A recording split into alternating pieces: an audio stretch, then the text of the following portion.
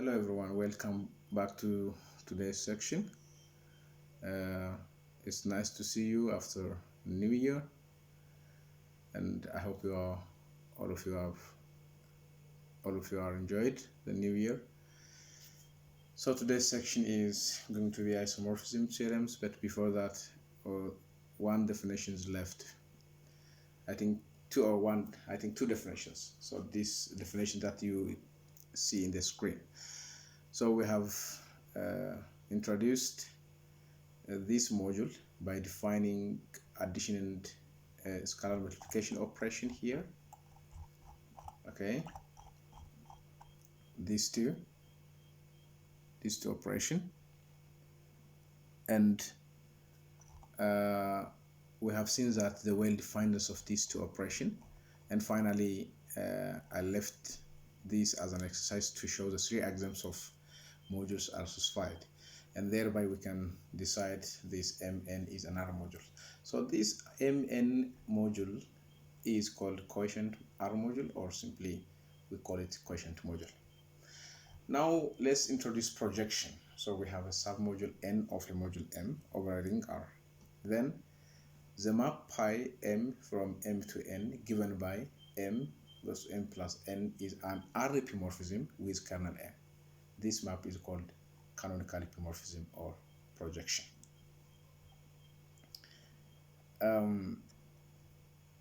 So our today's section is isomorphism theorems. From algebra 1, we know we have learned that rings and groups. So we have seen isomorphism theorems between groups. Again, isomorphism theorems in rings. So the first isomorphism theorem, second isomorphism, third isomorphism theorem. So we have also the same is true in rings. Then the same is also the analogous theorems also apply here between modules. So the first property that we're going to see is we have a ring R and R module homomorphisms from M to N. Now if K is a submodule of kernel of F, then there exists a unique R module homomorphism G from M to Kn, such that G of M plus K F of M for all M element of M. Moreover, we have these three properties. We have three properties. So this from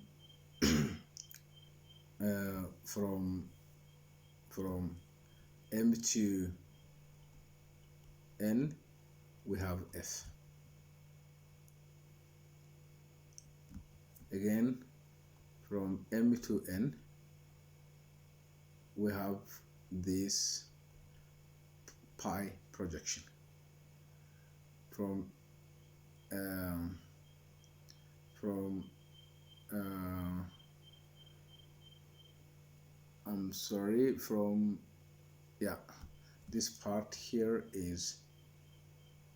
this part here is K, okay, because K is also submodule of M.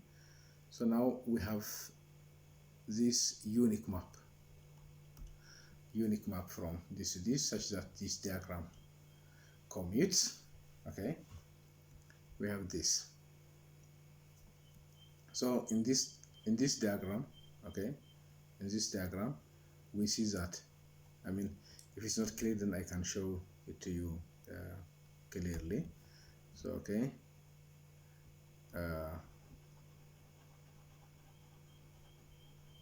okay, it says we have from M to N, this is F, and to M mod K, this is okay, we know it is pi. Then there exists this unique map exists from MK to N, okay, such that this diagram commute. So we can see this easily. the three property holds. So the proof of these theorems is similar to those in groups and rings. So now fundamental theorem of R module homomorphism. So that's what we call first isomorphism theorem in groups, in rings, and so on. Now in R modules. So we call this first isomorphism theorem, or it is fundamental theorem of R module, R homomorphism. So we have R module homomorphism from M to N. Then if M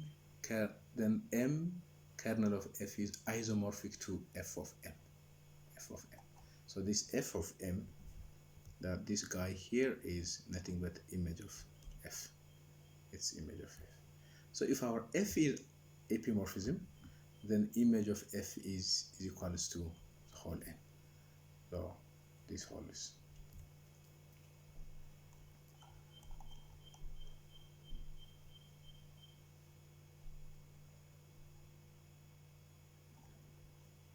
So we have this result again. We have an R submodule N of another module M, and we have a factor module M by N. Then any R module of Mn is of the form Kn for some R module K of M containing N. Okay, so I mean, since M mod N is factor module, submodule of this is of type K mod N, where K is a submodule of M containing N.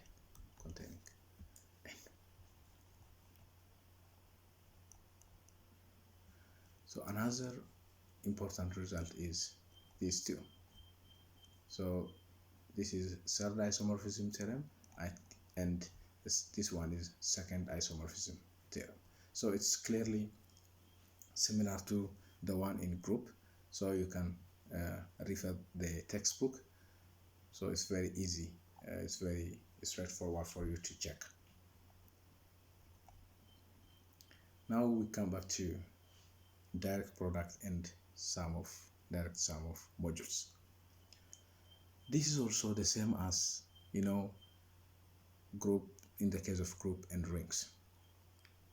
What is the direct product and what is direct sum?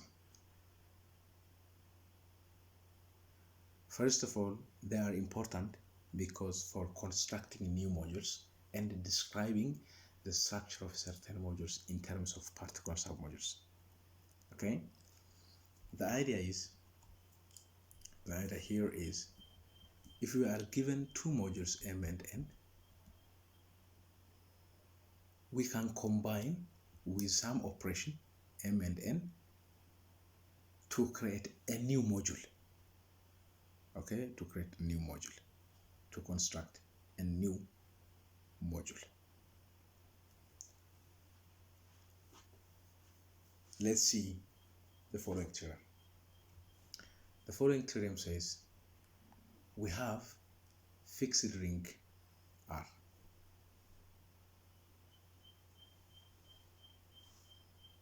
and family of non-empty class of R modules Mi.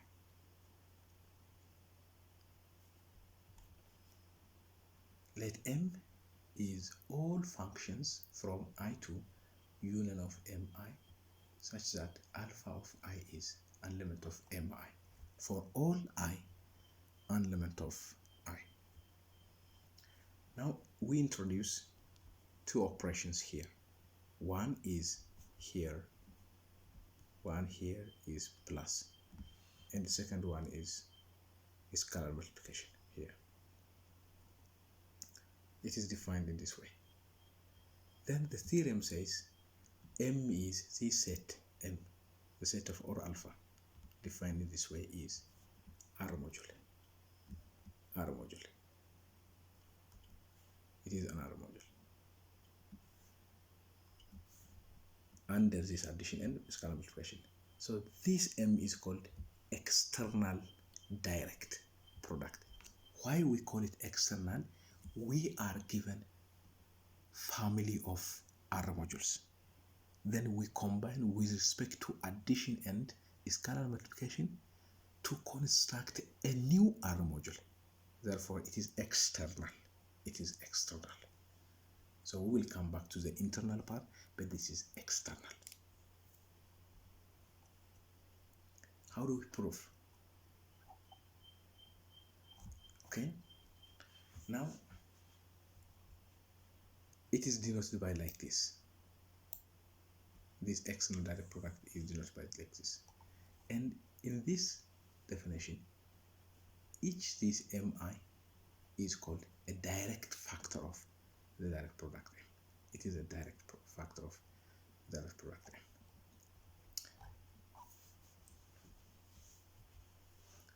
Now, proof.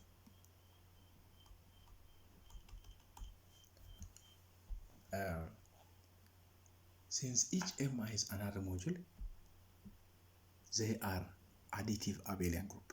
Therefore, each mi contains the zero element. Therefore, and as a map, 0 of I is 0 for all I, then this 0 must be an element of M, which implies M is different from empty. Now the next step is to show M is another module. So we consider this map, which is defined like this. Defined like this.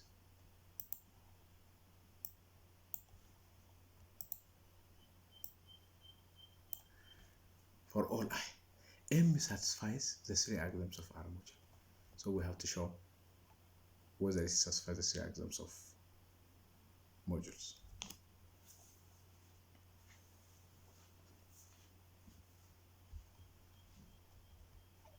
To see this, we have this. So this is very clearly written. I'm going to show you only this step. The other part is already explained to you. So it says R of alpha plus beta of I. If it is true for all I, then this is equals to this part. So we apply the definition. R of alpha of plus the whole I is, by definition, R of alpha plus the whole I. And this is equals to, why this? This is by definition of operation there. And this is the same as alpha, R of alpha I plus beta I. This is by 1. 1 means here. It is a definition here. Okay, this definition is very important. It is very important definition. So now we are in here. R is an element of R. Alpha I and beta I are and each element of Mi. Since each Mi is an R module, we can apply R alpha I and R beta I. Then again this by 1, we can write this like this and this one. Again we combine again by 1 like this. So this is true for all I. Therefore R of alpha plus beta is equal to R alpha plus R beta. The first condition satisfied. The first axiom satisfied. So is the second axiom is also the same, is true. This is the reason why we put like this. Therefore M is an R module. M is an R module. So the definition, let R bearing the external direct sum of a non-empty family of R module, this is denoted by this, is the set of all alpha element of this mi such that alpha I is equals to 0 is the additive identity in mi for all but finite number of I element of I. You see, not product, rather it is a direct sum. Okay, direct sum. It is direct sum, not product. So in the case of direct sum, the notation is this one, and alpha is an element of in the product, in the direct product, but alpha of I is 0, the additive identity in mi. This is for all, but for finite number of i's, it is non-zero. So if this is finite, then the direct sum coincides with direct product and will be written like this. So we have the following result.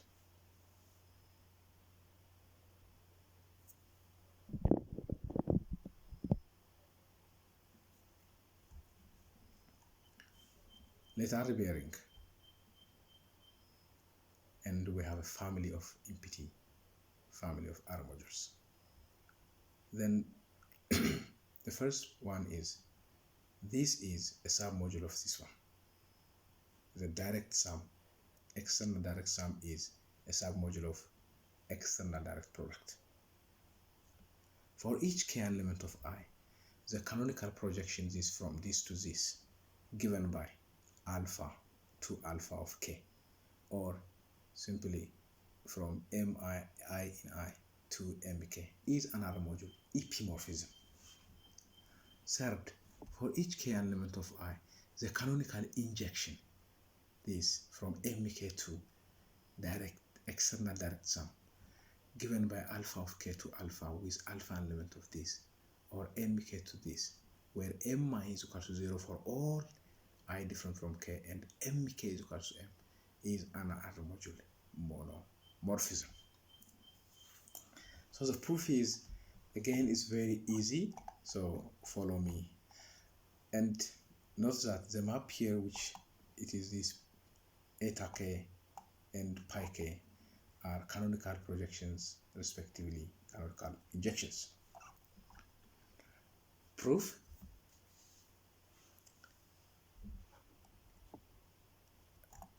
to show it's a submodule, we have to show again 0 is in this set. 0 of I is equal to 0, and 0 is an element of in the product. We have 0 is in here. So therefore, it is, this implies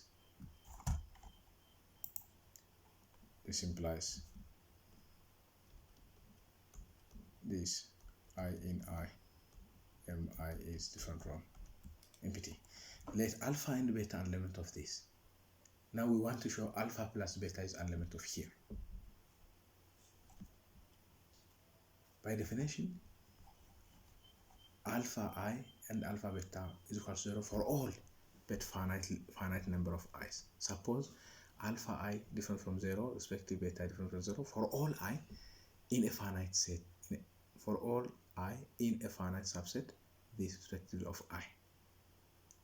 Then this is equal to this, is equal to this, is equal to 0 for all but for I an element of I naught intersection J naught. This implies alpha plus beta is an element of this, element of this. So this, the addition is in here, and alpha plus beta of I is 0 for all but finite number of I in this set. Okay, in this set. Let R an element of R. Then, okay, one thing that I want to remind you here is definition of submodule is, okay, if you have alpha and beta, element of the sum I in I, mi, then we have to show that alpha minus beta is an element of this set, and R alpha is an element of this set. Okay, we have to show this. But this is equivalent to 0 is in that set, and alpha plus beta is in that set. Okay, that is. So we are now here in scalar multiplication. So this is equal to this is equal to R for all but for finite I in I naught. Hence, this is element of this one.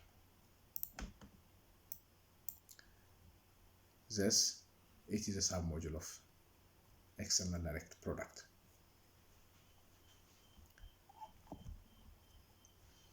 The second part, and is clearly proved, you have to follow the slide. It is clearly proved. And the same is true. It is the same is true for third case. I think it is really very clear. Maybe if you have any question, you can comment on the Google Classroom, then I can explain it to you. But the idea is I can take you back to this. Okay, the idea is we have projection from here to here given by this. Then we only have to show that this pi k is R module homomorphism and surjective. The second one is we have iota k the map from here to here, which is injection.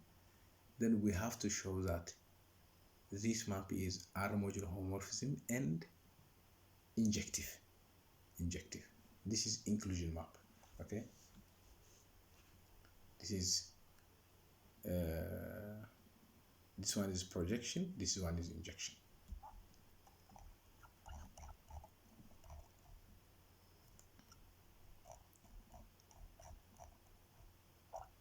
Okay. So another property is if we have a ring R and M is family of R modules and M is an R module, and we consider all maps psi I from M to Mi a family of R module homomorphism, then there is a unique R module homomorphism psi from M to this, such that this diagram commit. So what do we have? You see, we have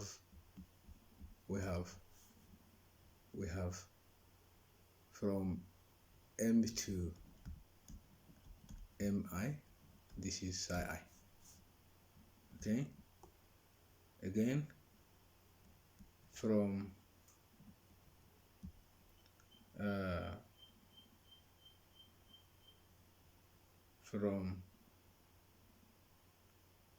product I in I to Mi, we have here projection pi I. Then there exists a unique map from here to here psi, such that this diagram commute.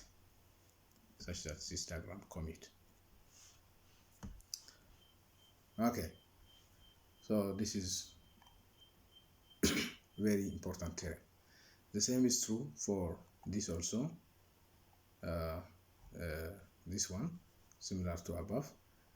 I mean, compare the above with this one.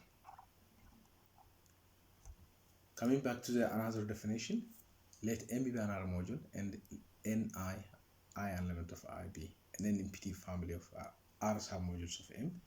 If each element X an element of M can be uniquely expressed as a sum X is equals to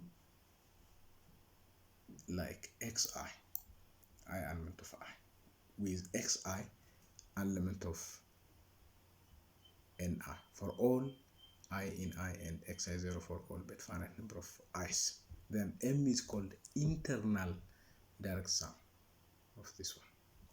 Internal direct sum.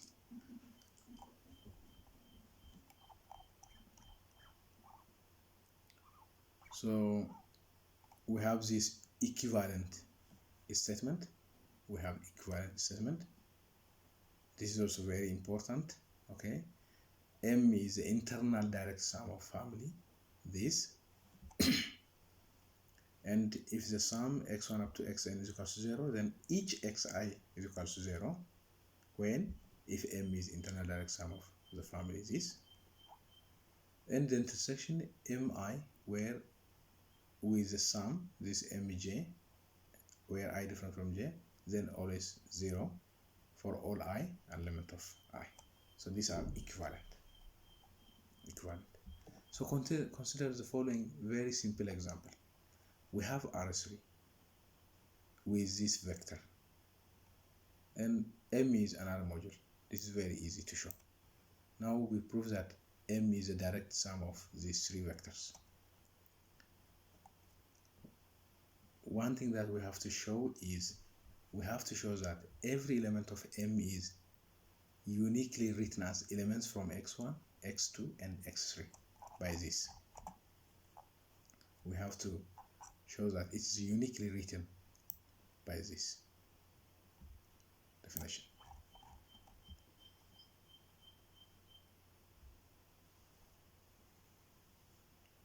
So since M is R vector space, and it is clear that it's an R vector space, is an R module. So any arbitrary vector a1, a2, a3 of M, then x can be written as like this. It's very easy. Very easy. So finally we have this coefficient, which is in here. Therefore M is this one. Then we have this sum, but by definition here, by this theorem, we have this sum. We have to show that either this, or this one. So now we see the third property.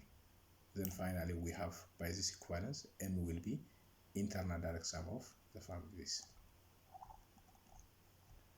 So suppose y1 an element of xi such that this sum is 0.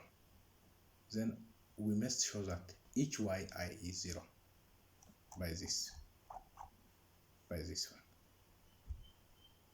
I think we have to show this by this. Now 0, 0 is this, okay, but this is this one by this. This is this. Then each ai is it. If each ai is it, each yi is 0 for all I. Hence, by theorem this 2, we have this.